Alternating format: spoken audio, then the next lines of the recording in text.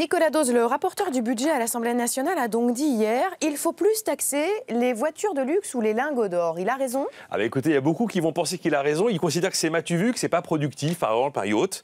Et c'est vrai que la majorité parlementaire est en mode pompier. Là, on voit bien que c'est eux qui vont monter au front pour désamorcer cette bombe. Le fait qu'on a sorti des signes extérieurs de richesse du nouvel impôt sur la fortune. Et du coup, ça permet à l'exécutif, et hier, Édouard Philippe, une fois de plus, de rester droit dans ses bottes et de dire j'assume le fait qu'il y ait des quantités de biens de luxe qui échappent à l'impôt. Mais pourquoi cette chasse aux signes extérieurs de richesse, comme vous dites? Ça vient de la transformation de l'ISF en IFI, impôt sur la fortune immobilière. Voilà.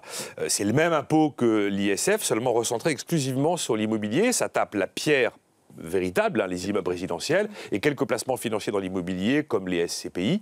Et là, c'est de la pierre papier. Ouais, bon. Et la polémique vient du fait que, alors certes, les forêts et les œuvres d'art resteront toujours en dehors de l'impôt sur la fortune, même purement immobilier.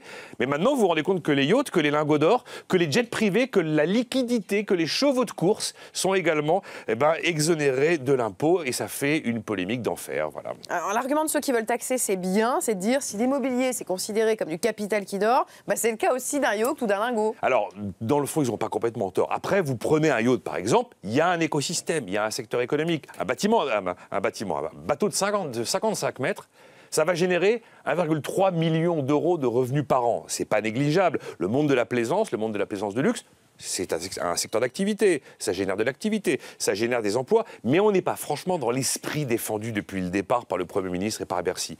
Quand ils disent qu'ils veulent effectivement libérer le capital, le patrimoine financier, c'est pour libérer le capital qui ira s'investir pour prendre des risques, s'investir en fonds propres dans les entreprises. Un yacht est rarement rentré au capital d'une entreprise. En tout cas, c'est un sujet qui n'est pas économique du tout. C'est vraiment un sujet purement politique. Comment ça, c'est pas un sujet économique? Mais non, c'est pas économique. Le problème de l'ISF devenu IFI, c'est de savoir comment est-ce qu'on comble les 3,2 milliards de manque à gagner pour l'État, de savoir si ça aura un impact ou pas sur le secteur du logement, de la construction, de l'immobilier, de savoir si l'argent libéré par cette réforme va vraiment irriguer l'investissement. Mais là, le sujet est très politique. Là, le problème, c'est de savoir si Macron, à cause de ça, peut devenir, ou risque de devenir, le deuxième président des riches.